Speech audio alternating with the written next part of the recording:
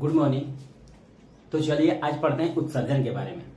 उत्सर्जन चैप्टर है जो कि क्लास 10 का चैप्टर नंबर 4 है। ठीक है, तो उत्सर्जन के बारे में पढ़ते हैं। उत्सर्जन का मतलब होता है एक्सप्रेशन, यानी कि कोई चीज को बाहर निकालना ही उत्सर्जन कहलाता है।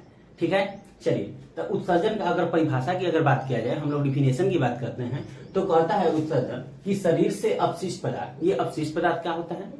तो अपशिष्ट पदार्थ का मतलब कि बेकार पदार्थ, खराब पदार्थ हम लोग कह सकते हैं कि खराब पदार्थ को ही अपशिष्ट पदार्थ के नाम से भी हम लोग जानते हैं। ठीक है, चलिए तो कह रहा है कि शरीर से अपशिष्ट पदार्थ को निकालना ही उत्सर्जन कहलाता है। अब बात आती है कि ये उत्सर्जन हो रहा है तो कोई ना कोई अंग इसका उत्सर्जन करता होगा। तो हमारे शरीर में जो भी अंग है, जो अंग इसको उत्सर्जन करता है, उस अंग को उत्सर्ज्य अंग के नाम से भी हम लोग जानते हैं। ठीक है, चलिए तो कह रहा है कि और वे अंग जो उत्सर्जन करते हैं, उस अंग को हम लोग उत्सर्ज्य अंग के नाम से जानते हैं। ठीक है, चलिए आगे बढ़ते हैं। जैसे में हमारा जो शरीर है, तो शरीर में 5 प्रकार के वो अंग हैं जो कि उत्सर्जन का काम करते हैं। जैसे में अगर पहला की बात किया जाए, त्वचा, फेफड़ा, बड़ी आंत, यकृत और वृक्क, जिसको हम लोग किडनी कहते हैं। और ये किडनी जो है मुख्य उत्सर्जी पदार्थ के नाम से हम इसको जानते हैं, क्योंकि सबसे ज्यादा अगर इसका उपयोग है तो इसमें किडनी का ही है। ठीक है, चलिए तो अब बात आती है त्वचा की। तो त्वचा उत्सर्जन किस रूप में करता है? जैसे हमारे शरीर से पसीना निकलता है, आप लोग भली भांति जानते हैं कि शरीर से पसीना निकलता है, तो पसीना एक प्रकार का खराब पदार्थ है, हम कह सकते हैं अपशिष्ट पदार्थ है। अगर पसीना ना निकले तो हमारा शरीर का जो संतुलन है वो संतुलन खराब हो सकता है, कहीं ना कहीं बीमारी हो सकती है। ठीक है, तो पसीना का निकलता है, पसीना यहाँ पर निकलता है, तो पसीना त्वचा क्या निकालेगा? तो पसीना निकालेगा। इसके बाद सीवम निकालेगा। तो सीवम देखने से आप लोग ये नहीं समझना है कि किसी का नाम हम लिखे हैं। आप लोग कभी कभी गेस किए होंगे कि अपने नाक पर एक तेलीय पदार्थ आ जाता है। अपने नाक पर जो तेलीय पदार्थ आ जाता है, उसी तेलीय पदार्थ को हम लोग सीवम के नाम से भी जानते हैं। ठीक है, वो भी एक प्रकार का वेस्ट मटेरियल है। तो पसीना हो गया, सीवम हो गया और नमक हो गया। पसीना के दौरान कभी कभी आप लोग देखे हैं, जैसे कि हम पहने अभी ब्लैक शर्ट, तब ब्लैक शर्ट में क्या होता है कि व्हाइट आ जाता है। ठीक है, और ये क्या होता है कि उसमें नमक की मात्रा आ जाती है। यानी कि हम लोग आप कभी कभी ये भी गेस किए हैं कि पसीना भी नमकीन होता है। ठीक है, तो नमक वेस्ट मटेरियल के रूप में हो जाता है। आगे चलते हैं बाबू फेफड़ा के बारे में। फेफड़ा क्या करता है कि जब हम लोग वायुमंडल से ग्रहण करते हैं CO2 और ऑक्सीजन, वायुमंडल से CO2 और ऑक्सीजन ग्रहण करते हैं, तो ग्रहण के दौरान O2 तो हमारे शरीर में आता ही आता है, उसके साथ साथ CO2 भी प्रवेश कर जाता है। तो हमारा शरीर क्या करता है कि जो अनुपयोगी पदार्थ है उसको बाहर निकालने का काम करता है। तो ऑक्सीजन तो ले लेता है, लेकिन अनुपयोगी पदार्थ के रूप में CO2 को क्या कर देता है? बाहर कर देता है। तो बाहर कर देता है तो CO2 हो गया जो कि बाहर हो गया, ये हो गया। इसके बाद वाष्प। कभी कभी ठंडी के दिनों में हम लोग क्या करें कि बचपन में इस तरह के काम किए होंगे कि ठंडी के दिनों में क्या करते थे कि चलो तू निकाल, कितना वाष्प निकालता है, तो मुंहवा से निकाल देता है, इस तरह से निकालता था। यानी कि वाष्प हमारे लिए अनुपयोगी, यानी कि वो भी वेस्ट मटेरियल है। इसके बाद बलगम को हम लोग अगर अपने दैनिक जीवन की या देहाती अगर भाषा में बोला जाए, यानी कि ठेठ भाषा में जिसको कहते हैं, उसमें अगर बोला जाए तो उसको कहते हैं खखार। ठीक है ना, ये भी हमारे लिए अनुपयोगी है। ठीक है, तो खखार हो गया। अब बात आती है बड़ी आंत। तो बड़ी आंत जब देखें, आप लोग जानते हैं कि छोटी आंत में लगभग भोजन का पाचन हो जाता है। छोटी आंत में लगभग भोजन का पाचन हो जाता है, तो बड़ी आंत में वो क्या कर देता है कि जो भी बचा पदार्थ होता है बड़ी आंत को सौंप देता है। बड़ी आंत क्या करता है कि वहां से जल का अवशोषण करके बाकी जो भी अनपचा पदार्थ होता है वो एनस के माध्यम से बाहर कर देता है। ठीक है ना, जब बाहर कर देता है तो वही अनपचा भोजन पदार्थ, जिसको हम लोग काइल के नाम से जानते हैं, और उस काइल को क्या कर देता है? ये बाहर कर देता है। किसकी बात किया जा रहा है? तो बड़ी आंत की बात किया जा रहा है। ठीक है ना, चलिए अब बड़ी आंत की बात आगे आती है तो यकृत को हम लोग लीवर के नाम से भी जानते हैं। अब लीवर क्या करता है कि लीवर में अमोनिया का निर्माण होता है, और अमोनिया को यूरिया में परिवर्तित करने का काम ये लीवर ही करता है। अमोनिया को किस में परिवर्तित कर देता है? यूरिया में परिवर्तित कर देता है। और परिवर्तन करने के बाद यूरिया को क्या कर देता है कि किडनी पेशाब के रास्ते बाहर कर देता है। ठीक है, चलिए तो बात आती है वृक्क की, और वृक्क का मतलब होता है किडनी। अब इस यूरिया को, जो अमोनिया को यूरिया में यकृत बदला, उस यूरिया को क्या कर देता है कि पेशाब का उत्सर्जन के माध्यम से ये क्या कर देता है, बाहर कर देता है। कौन कर देता है, वृक्क कर देता है। ठीक है, इसीलिए वृक्क को हम लोग मुख्य उत्सर्जी पदार्थ के नाम से भी हम लोग जानते हैं। ठीक है, उम्मीद है यहां तक आप लोग अच्छे तरह से समझ गए होंगे। अब बढ़ते हैं आगे की तरफ। जब हम बात करते हैं किडनी की, तो किडनी में एक प्रकार का पदार्थ, एक प्रकार की संरचनाएं पाई जाती है जिसको हम कहते हैं नेफ्रॉन। यानी कि नेफ्रॉन बहुत छोटे छोटे पार्ट होते हैं जो कि किडनी में समाहित होते हैं। यानी कि एक किडनी में लगभग, किडनी हमारा है जो, उसमें 8 लाख नेफ्रॉन की संख्या होती है। यानी कि आप समझ सकते हैं कि कितनी छोटी छोटी होती होंगी। ठीक है, चलिए, तो उसमें एक प्रकार की यहाँ पे रेंज टाइप का संरचना पाया जाता होगा, आप लोग जानते हैं, जिसको पहली भाग, जो रेंज की संरचना की पहली भाग है, उसको कहते हैं ग्लोमेरुलस। इसका काम क्या है कि ग्लोमेरुलस का काम है कि ये कहता है कि रक्त को छानने का काम करेगा। ये किसको छानेगा, तो रक्त को छानेगा। अब रक्त के छानने के दौरान क्या करता है कि इसमें एक कमी है, रक्त को छानने के साथ साथ रक्त में जो उपयोगी पदार्थ है उसको भी छान लेता है। ये क्या करता है, ग्लोमेरुलस की निस्पंदन का काम करता है, अल्ट्राफिल्ट्रेशन का काम करता है, यानी कि रक्त को छानने का काम करता है। उसमें क्या कर देता है कि रक्त के छानने के साथ साथ उपयोगी जो पदार्थ है उसको भी छान लेता है, यानी कि रक्त के कणों को छानता है और शुद्ध रक्त को क्या कर देता है कि वापस विदा कर देता है। अब इसके बाद आता है बोमेन संपुट, यानी कि ये वाला संरचना जो आप लोग देख रहे हैं इसको कहते हैं हम बोमेन संपुट, या इसी को बोमेन कैप्सूल के नाम से भी हम लोग जानते हैं। यानी कि बोमेन संपुट का अब कार्य क्या होता है कि बोमेन संपुट का कार्य होता है कि जो भी मतलब कि अच्छा चीज छाना है ग्लोमेरुलस ने, उसको फिर से पुनः अवशोषण करने का काम करता है। क्या करेगा, पुनः अवशोषण करने का काम करेगा और यूरिया को केवल बाहर कर देगा। ठीक है, और नेफ्रॉन के माध्यम से आगे। तो चलिए, इतना आप लोग उम्मीद है समझ गए होंगे। इसका स्क्रीनशॉट ले लीजिए। इसके बाद तो चलिए आगे बढ़ते हैं। हम लोग पढ़ चुके हैं ग्लोमेरुलस का कार्य।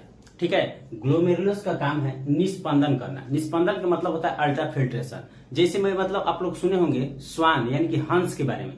हंस क्या करता है कि हंस को अगर दूध और पानी दोनों मिक्स करके दे दिया जाए तो वो क्या करता है कि दूध को अलग कर देगा और पानी को क्या कर देगा, अलग कर देगा। यानी कि कहने का मतलब यह है कि निस्पंदन करने का काम अगर बात किया जाए तो कौन करता है, तो ग्लोमेरुलस करता है। ठीक है, अब इसमें एक कमी ये है कि ये क्या करता है कि बढ़िया चीज छानने के क्रम में खराब चीज छानने के क्रम में बढ़िया भी चीज छान लेता है। ठीक है, अब ये क्या करता है कि ये कहता है ग्लोमेरुलस कि निस्पंदन तो हम किए ही किए, प्लस में इसका क्या होता है कि रक्त से कणों को छान लेता है। तो रक्त से कणों को छानता है, प्लस में उपयोगी चीजों को भी छान लेता है। ठीक है, अनुपयोगी के साथ साथ उपयोगी चीजों को भी छान लेता है और रक्त को शुद्ध करके वापस कर देता है। ठीक है, चलिए, अब इसके बाद आता है बोमेन संपुट। बोमेन संपुट का काम है कि बोमेन संपुट क्या करता है कि जब देखता है कि रक्त से बढ़िया चीज भी छान लिया तो उसको क्या करता है कि पुनः अवशोषण करने का काम करता है। यानी कि अगर हमारे ब्लड से बढ़िया चीज यानी कि उपयोगी चीज छान लिया जाए तो हमारा ब्लड कहीं ना कहीं कमजोर पड़ जाएगा, और कमजोर पड़ जाएगा तो हमारा शरीर में लगेगा नहीं। ठीक है ना, इसी की वजह से क्या करता है कि बोमेन संपुट क्या करता है कि फिर से उस चीज को, फिर से आवश्यक पदार्थ जो होता है, जो ब्लड में हमारा जो छाना है ग्लोमेरुलस, उसको क्या कर देता है कि फिर से पुनः अवशोषण करने का काम करता है। तो यहाँ पर क्वेश्चन बनेगा कि ब्लड में जो भी शुद्ध या अशुद्धि है, अशुद्धि के साथ साथ शुद्ध पदार्थों को भी छान लेता है ग्लोमेरुलस। अगर छाना हुआ पदार्थ को फिर से अवशोषण कौन करता है, पुनः अवशोषण करने का काम, तो आप लोग को बताना है कि बोमेन संपुट या बोमेन कैप्सूल करता है। और इसके बाद यहां से क्या करता है कि यूरिया को ये अलग कर देता है। किस विधि के द्वारा, तो आप लोग जानते हैं डायलिसिस मेथड और डायलिसिस विधि, जिसको अपवहन विधि के नाम से भी हम लोग जानते हैं। तो डायलिसिस मेथड के नाम से, डायलिसिस विधि के द्वारा इसको क्या कर देता है, अलग कर देता है। चलिए, अब आगे बढ़ते हैं। जब बोमेन संपुट इतना काम कर दिया तो अब काम बचा है नेफ्रॉन का। अब नेफ्रॉन का करता है कि नेफ्रॉन करता है जो यूरिन बना हुआ है हमारे शरीर में, यानी कि यूरिन के हम लोग पेशाब के नाम से भी जानते हैं, तो वो जो बना हुआ है उसका क्या कर देता है, निर्माण कर देता है। कि किसका काम है, तो नेफ्रॉन का काम है। अब बात आती है कि हमारा जो किडनी है, किडनी का इंटरनल संरचना, यानी कि जो हमारी आंतरिक संरचनाएं हैं वो कैसे होती है। तो जो हमारा किडनी है सेम के बिया के आकार का होता है। कैसा होता है, तो सेम के बिया के आकार का। जिस तरह से आपको सेम का बीज देखे हैं, सेम का बिया देखे हैं, उसी आकार का हमारा किडनी होता है। हमारे शरीर में 2 तरह की किडनी पाई जाती है। ठीक है ना, एगो राइट में और एगो लेफ्ट में, यानी कि दायां और बायां। और दायां वाला जो किडनी है यानी कि ये प्रकार का, इस प्रकार का जो किडनी है, इधर का जो किडनी है वो हल्का नीचे होता है। यानी कि नीचे इसलिए होता है कि उस पर लीवर का दबाव पड़ता है, दबाव पड़ने की वजह से ये हल्का नीचे हो जाता है और ये किडनी हल्का ऊपर हो जाता है। किडनी के ऊपर आप लोग देख रहे हैं, यहाँ पर छोटी छोटी कुछ संरचनाएं टाइप की दिख रहा है। इसको एड्रिनल ग्लैंड के नाम से भी जानते हैं हम लोग, अधिवृक्क के नाम से भी जानते हैं। अधिवृक्क की चर्चा आगे हम लोग करेंगे जब हार्मोन्स पढ़ेंगे तब। इसके बाद इसको हम लोग किडनी के नाम से जानते हैं। ये किडनी होता है और किडनी से 2 नलियां निकली रहती है, 2 पाइप निकली रहती है। उस पाइप को हम लोग कहते हैं मूत्रवाहिनी। क्या कहते हैं? मूत्रवाहिनी। जो पाइप निकला हुआ रहता है उस पाइप को हम लोग कहते हैं मूत्रवाहिनी। और मूत्रवाहिनी जब मूत्र को लेकर आता है तो ये एक प्रकार का ब्लेडर होता है जिसे मूत्राशय कहते हैं। इसमें मूत्र या पेशाब कहते हैं या यूरिन कहते हैं, आधा लीटर तक यहाँ पर जमा रहता है। और जैसे ही आधा लीटर से ज्यादा जाएगा उसके बाद क्या हो जाएगा कि मूत्र मार्ग के द्वारा बाहर हम लोग निकाल देते हैं। ठीक है, तो उम्मीद है आप लोग अच्छे तरह से इसको समझ चुके होंगे। फिर से एक बार रिकॉल कर देते हैं। जो ऊपरी संरचना है उसे अधिवृक्क कहते हैं। ये पूरे भाग को हम लोग किडनी कहते हैं। जो इससे 2 पाइप निकला होता है उसे यूरेटर कहते हैं या मूत्रवाहिनी के नाम से हम लोग जानते हैं। ये मूत्र को ले आने का काम करता है और जहां पर ये स्टोर करता है, जहां पर मूत्र को स्टोर करता है उसे ब्लैडर कहते हैं या मूत्राशय के नाम से भी हम लोग जानते हैं। इसके बाद मूत्र मार्ग के रास्ते ये बाहर निकल जाता है। और बात आती है कि ये तो बाहरी संरचनाएं हम देखें, इसकी इंटरनल संरचना होता है। तो यहाँ पर एक इंटरनल संरचना इसका बना है। जैसे में मान लेते हैं कि इसकी बाहरी भाग जो है, जो वृक्क की बाहरी भाग है उसको हम लोग कहते हैं कॉर्टेक्स। क्या बोलते हैं? कॉर्टेक्स बोलते हैं। इसकी बीच की भाग जो है उसे कहते हैं मेडुला। देखिए, मेडुला कहने से मतलब बीच मतलब मध्य होता है और मध्य मतलब मेडुला। ठीक है, मध्य से मिडिल और मिडिल से मेडुला याद कर लेना है। यानी कि मध्य भाग को क्या कहते हैं? मेडुला कहते हैं। बाहरी भाग को क्या कहते हैं? कॉर्टेक्स कहते हैं। और जिस रास्ते से ये प्रवेश करता है, यानी कि कह सकते हैं कि प्रवेश द्वार, इस प्रवेश द्वार को हम लोग रेनल हाइलम के नाम से जानते हैं। प्रवेश द्वार को क्या कहते हैं? रेनल हाइलम के नाम से हम लोग जानते हैं। उम्मीद है आप लोग अच्छे तरह से समझ चुके होंगे। अब बात आती है, नीचे आइए, अब बात आती है किडनी की, यानी कि गुर्दा की। तो गुर्दा की कार्य देखते हैं, उसमें क्या क्या पाए जाते हैं इसके बारे में समझते हैं। अब बात आती है जो गुर्दा, गुर्दा को हम लोग किडनी के नाम से भी जानते हैं। ये हमारे शरीर के मुख्य उत्सर्जी पदार्थ है। जब हम लोग पढ़े थे 5 प्रकार के उत्सर्जी अंग को, तब 5 प्रकार के उत्सर्जी अंग में हम लोग पढ़े थे कि जो किडनी हमारा है, किडनी सबसे लास्ट का है और लास्ट में क्या होता है कि किडनी मुख्य उत्सर्जी अंग होता है। और मुख्य उत्सर्जी अंग है दूसरा, ये रक्त को छानता है। और एक आता है रक्त का शुद्धिकरण। यहाँ पर कंफ्यूज नहीं होना है। हम बताए हैं कि किडनी का काम है कि रक्त को छानना, लेकिन रक्त का शुद्धिकरण अगर कह देगा तो रक्त को शुद्ध कौन करता है? तो फेफड़ा करता है। रक्त को शुद्ध कौन करता है? फेफड़ा करता है। और किडनी का काम है पेशाब का निर्माण करना, यूरिन का निर्माण करना। ठीक है, आगे अगर बात की जाए तो एसिड और बेस, एसिड और बेस को हम कह सकते हैं कि पीएच स्केल या पीएच मान कह सकते हैं।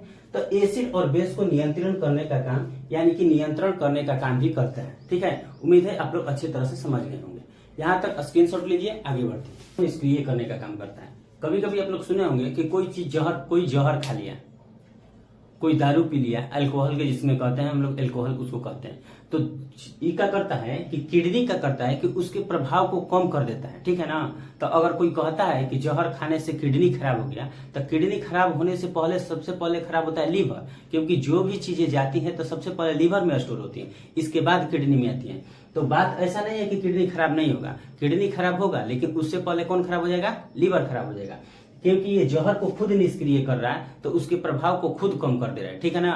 तो बात आएगी कभी कि किसी को प्रभाव की, मान लेते हैं कि कोई पॉइजनस चीज के प्रभाव को कम कौन करता है? तो कौन कम करता है? किडनी करता है। ठीक है ना, किडनी करता है। इसके बाद अगर बात की जाए तो किडनी की संख्या आप लोग जानते हैं कि 2 होता है। किडनी की संख्या कितने? 2 होता है। और इसकी भार की बात की जाए तो 140 ग्राम होता है। 140 ग्राम से लेकर 150 ग्राम, 60 ग्राम, मतलब कि ये इसका भारी करते रहता है। ठीक है, तो इसका भार की बात की जाए तो कितना? 40 ग्राम। और बात आती है इसकी झिल्ली। झिल्ली का मतलब किडनी के बाहरी एक आवरण होता है जिसे हम लोग झिल्ली के नाम से जानते हैं। वो झिल्ली का नाम है पेरिटोनियम। जब हम लोग हार्ट पढ़े थे तो हार्ट में हम लोग पढ़े थे कि जो हृदय की झिल्ली होती है, जो हृदय की आवरण होती है, घिरा हुआ आवरण होता है, उसे पेरिकार्डियम कहते हैं। उसी तरह झिल्ली, इस किडनी की झिल्ली को पेरिटोनियम झिल्ली के नाम से जानते हैं। अभी अगर बाहरी बात की जाए, बाहरी भाग की, तो बाहरी भाग को हम लोग देखे थे कि बाहरी भाग को कॉर्टेक्स कहते हैं, आंतरिक भाग को मेडुला कहते हैं, और प्रवेश द्वार जिससे प्रवेश होता है उसे रेनल हाइलम के नाम से हम लोग जानते हैं। अगर बात किया जाए इकाई की, तो इकाई को यूनिट कहते हैं, और यूनिट का मतलब सबसे छोटा से छोटा चीज होता है, ठीक है, जिससे मिलकर कोई चीज बना होता है। जैसे मान लेते हैं कि अगर हमको लोग को घर बनाना है, तो घर में सबसे छोटा से छोटा चीज हम लोग कहते हैं ईंट, क्योंकि ईंट रख के एक घर का बड़ा सा निर्माण कर देते हैं, ठीक है। तो वही नेफ्रॉन हुआ। जैसे हम लोग सीखे हैं कि जीवन की संरचनात्मक एवं क्रियात्मक इकाई को हम लोग सेल कहते हैं, यानी कि जीवन जब भी उत्पत्ति हुआ जीवन का, तो सबसे छोटका से छोटका चीज यानी कि संरचना और कार्य करने का सबसे छोटका चीज अगर बात किया जाए तो वो था कोशिका, सेल घर, ठीक है, कोशिका जिसको कहते हैं। तो वही उसी प्रकार जो किडनी है, किडनी में नेफ्रॉन पाया जाता है। और हम लोग पढ़े कि एक नेफ्रॉन, एक जैसे किडनी में, पूरी किडनी में 8 लाख नेफ्रॉन पाए जाते हैं। कितने नेफ्रॉन? 8 लाख नेफ्रॉन पाया जाता है, ठीक है। तो उसी तरह सबसे छोटका चीज क्या होता है? नेफ्रॉन होता है। और बात आती है पेशाब की, जिसको हम लोग यूरिन के नाम से जानते हैं। किसको? यूरिन, ठीक है ना, यूरिन, पेशाब, ठीक है। और बात आती है कि जल उसमें पाए जाते हैं पेशाब में 95%। जल कितने परसेंट? 95%। 2% उसमें पाए जाते हैं यूरिया। अगर बात की जाए कि अम्लीय होता है कि क्षारीय होता है, क्योंकि कोई भी चीज, जिसे रक्त पढ़े थे, तो रक्त क्या होता है? क्षारीय पदार्थ होता है। और क्षारीय का मतलब होता है कि जिसका पीएच मान 7 से अगर 14 के बीच है, उसे हम लोग क्षारीय कहते हैं। जिसका पीएच मान 7 से लेकर 1 से 7 से लेकर है, 1 से लेकर 7 तक, उसे अम्लीय कहेंगे। और जिसका पीएच मान 7 है, उसे उदासीन कहेंगे। तो उसी तरह जैसे मान लेते हैं कि इसका पीएच मान 4.8 है, तो 4.8 है तो इसका स्वभाव का हो जाएगा, तो अम्लीय हो जाएगा। स्वभाव कैसा होगा? अम्लीय हो जाएगा, ठीक है। अब बात आती है इसकी कलर की। तो कलर पेशाब में कभी कभी आप लोग देखे होंगे कि कभी कभी हम लोग दवा बीरो खा लेते हैं, तब पेशाब पीला होने लगता है। तो पीला काहे होता है? इसका कारण क्या है? तो इसका कारण है कि उसमें यूरोक्रोम पाए जाते हैं। क्या पाए जाते हैं? यूरोक्रोम पाए जाते हैं। तो पेशाब में यूरोक्रोम, जैसे मतलब कि आप लोग लीवर में पढ़े थे कि लीवर में ज्यादा पीलापन आने का कारण है बिलिरुबिन, ठीक है ना, उसके वजह से लैटिन पीला होने लगता है, ठीक है। तो उसी तरह से जब पेशाब पीला होगा तो यूरोक्रोम की वजह से पीला हो जाएगा। इसके बाद बात आती है गंध की। गंध का मतलब दुर्गंध। कभी कभी पेशाब में आप लोग देखे होंगे कि जैसे यूरिन छोड़ने के बाद कुछ समय के बाद गंध देने लगता है। तो उसका गंध का कारण क्या है? तो उसमें अमोनिया पाए जाते हैं, और अमोनिया बहुत ही गंधहीन पदार्थ है, ठीक है ना। इसके वजह से वो क्या करने लगता है? गंध देने लगता है, ठीक है।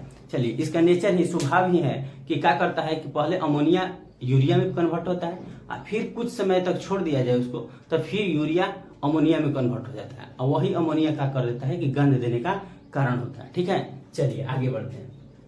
और बात आती है कि किडनी में कुछ बीमारियां आती हैं, जिस बीमारियों को आप लोग अच्छी तरह से जानते हैं। जैसे कभी कभी कोई देहात में कहा होगा कि किडनी में पथरी हो गई बा, किडनी में क्या हो गई बा?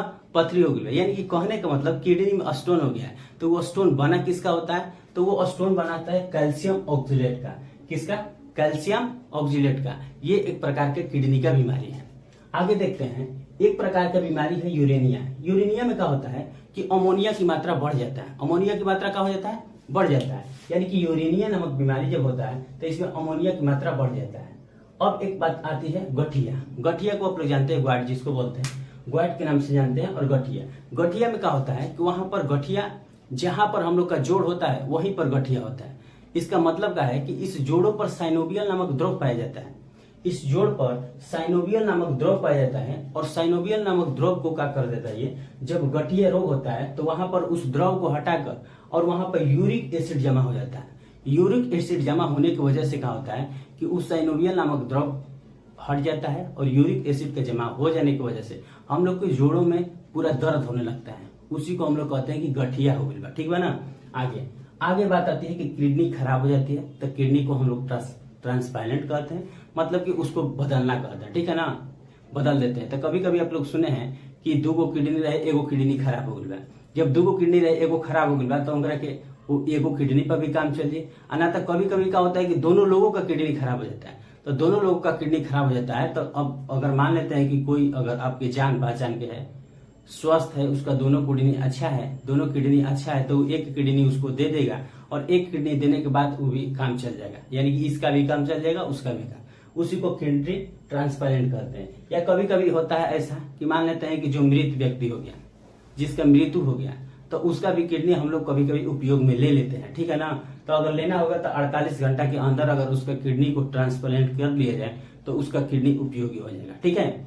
चलिए अब बातें हैं मुख्य उत्सर्जी पदार्थ। जैसे हम देखें कि जीव जंतु हैं जो भी उत्सर्जन का काम कर रहा था, तो उत्सर्जन के दौरान कुछ ना कुछ अनुपयोगी चीजें बाहर निकाल रहा था। उसी तरह पेड़ पौधा भी अपना अनुपयोगी चीजें बाहर निकालता है, लेकिन पेड़ पौधा के अनुपयोगी चीजें हमारे लिए उपयोगी हो साबित होता है। यानी कि हम उसका कहीं ना कहीं क्या कर देते हैं, यूज कर देते हैं। है तो इसे वेस्ट मटेरियल, लेकिन हम कहीं ना कहीं उसका क्या करते हैं, उपयोग करते हैं। यानी कि हमारे लिए वो क्या है, उपयोगी है। जैसे पेड़ पौधे का करता है कि आप लोग सुने होंगे लस्सा या गोंद निकालता है। बबुल का पेड़ सुने होंगे, बबुल का पेड़ क्या करता है कि लाशा निकालता है, या उसी को हम लोग कहते हैं गोंद निकालता है, ठीक है ना। तो वो हमारे लिए उपयोगी हो जाता है। तो हम कह सकते हैं कि ये निकालता है लाशा या गोंद, लाशा निकालता है, ठीक है ना, या गोंद निकालता है। अब बात आती है आगे, तो लाशा या गोंद निकालता है। और पेड़ है जैसे में मान लेते हैं निकालता है लेटेक्स। कभी कभी देखे हैं कि कोई कोई पेड़ में तोड़ते होंगे उसके पत्तियों को, चाहे उसके तना को, तो दूध जैसी संरचनाएं निकलती है, यानी कि दूध निकलती है, उससे दूध निकलती है व्हाइट, तो उसी को हम लोग कहते हैं लेटेक्स।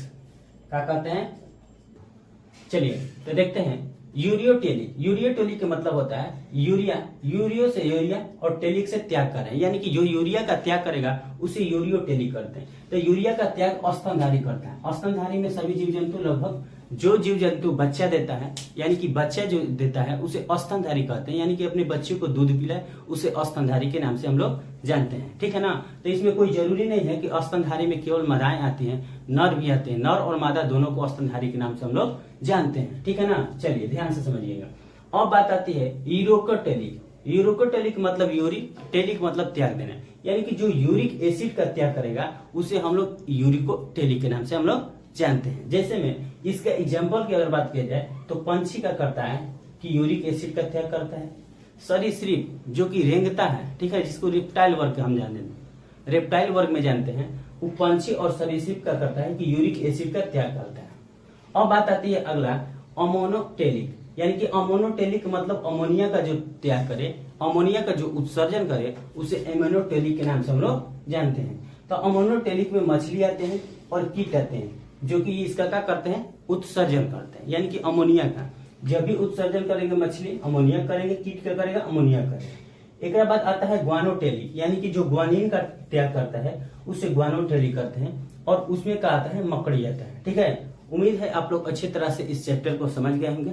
उत्सर्जन चैप्टर हम अच्छे तरह से समझाने का, यानी कि सिंपल वे में समझाने का कोशिश किया, ठीक है। उम्मीद है आप लोग को ये वीडियो अच्छा लगे। वीडियो अच्छा लगे तो लाइक शेयर सब्सक्राइब करते रहिए, वो आप लोग का काम है, ठीक है ना। मिलते हैं अगले वीडियो में, तब तक के लिए धन्यवाद।